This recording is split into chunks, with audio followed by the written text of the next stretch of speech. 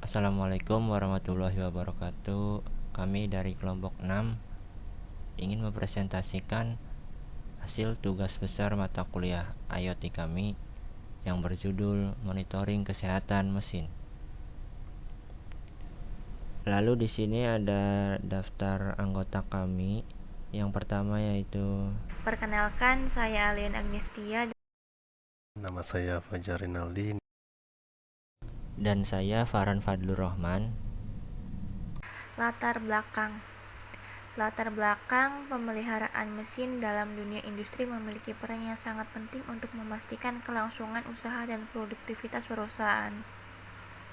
Pemeliharaan dapat diartikan sebagai serangkaian kegiatan yang dilakukan untuk merawat, menjaga, dan memperbaiki peralatan serta mesin yang digunakan dalam proses produksi. Hal ini mencakup fasilitas seperti pabrik, bengkel, laboratorium, dan peralatan lain yang mendukung operasional perusahaan.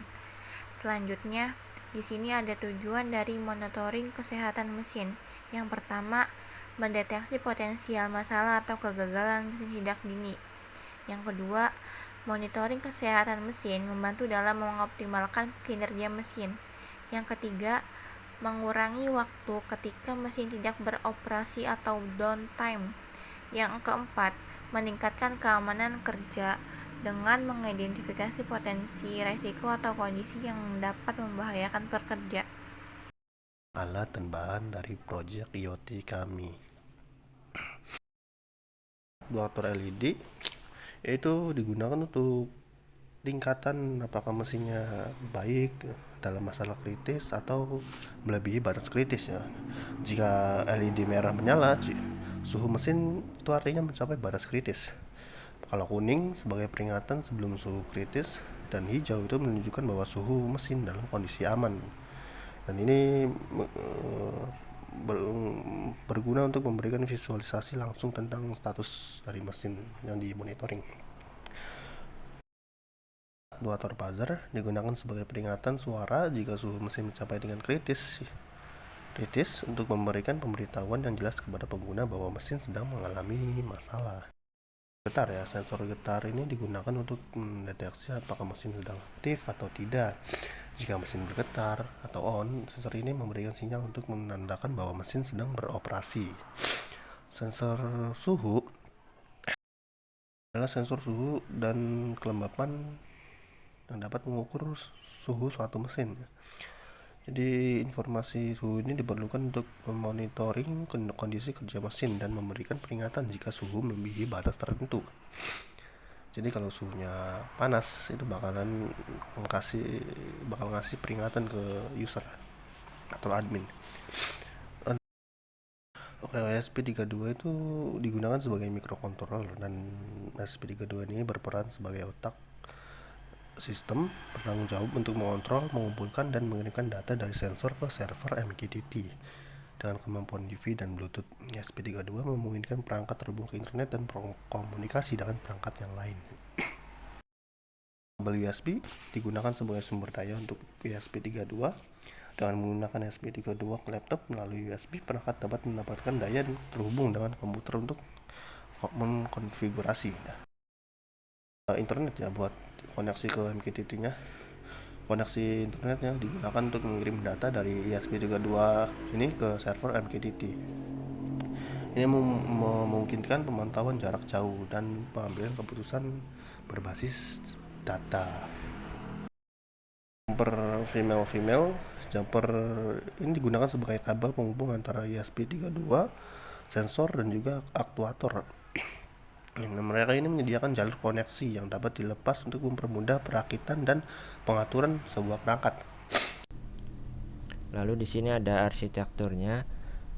Untuk yang bagian sensor dia menjadi publisher atau pengirim data, dan untuk bagian aktuatornya yang akan menjadi subscribernya. Lalu untuk proses penyimpanan datanya menggunakan server dari Apache ya, untuk menaruh di dalam database. Lalu untuk menampilkan monitoringnya pada halaman website ya,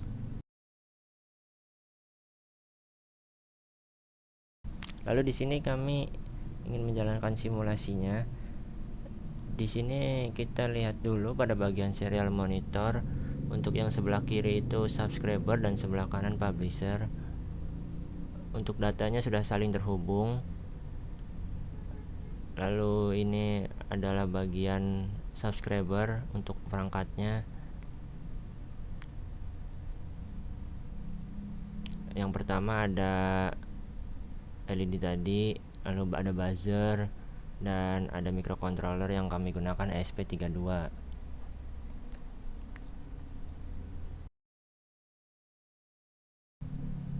Lalu di sini ada bagian publishernya.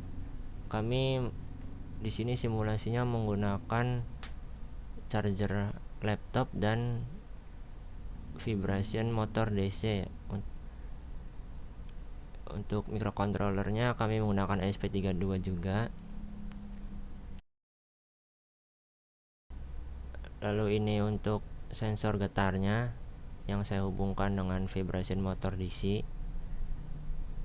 untuk simulasi mesin getar.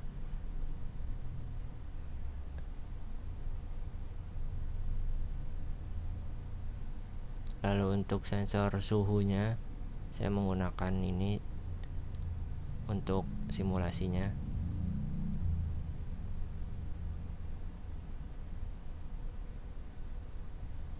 Kurang lebih seperti itu untuk bagian publisher.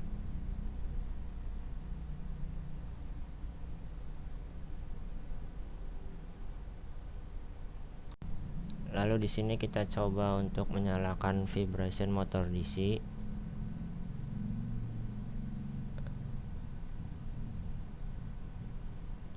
Lalu bisa kita lihat pada bagian serial monitor, data paling pojok sebelah kanan berubah menjadi angka 1 yang menandakan bahwa mesin sedang menyala. Kurang lebih seperti ini untuk simulasi yang akan kami gunakan. Mungkin akan kami percepat karena sedikit memakan waktu dari suhu aman ke suhu tertinggi.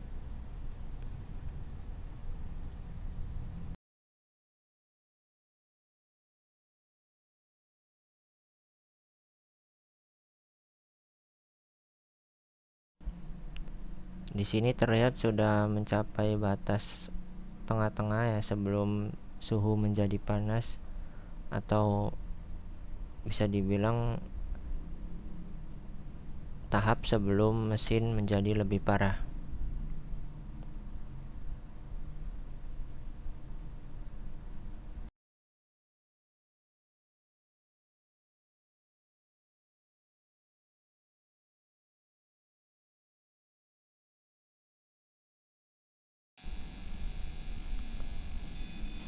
Di sini terlihat sudah mencapai suhu yang tidak normal ya, maka buzzer akan menyala. Untuk suara buzzer yang kami gunakan kurang lebih seperti ini. Dan suara noise yang ada ini adalah suara dari vibration motor DC yang kami gunakan untuk simulasi mesin kami.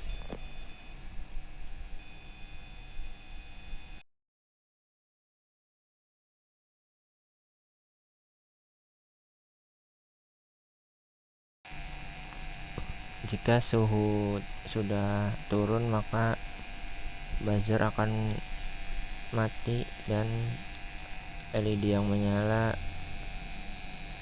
sesuai dengan suhu yang ada pada mesin.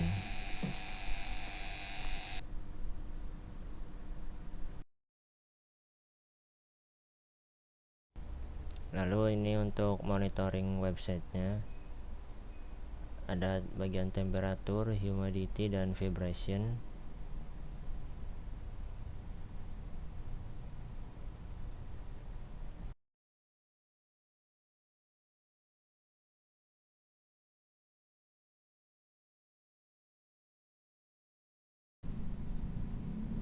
Lalu di sini adalah bagian database yang akan terus berubah-ubah sesuai dengan data yang diambil dari MQTT.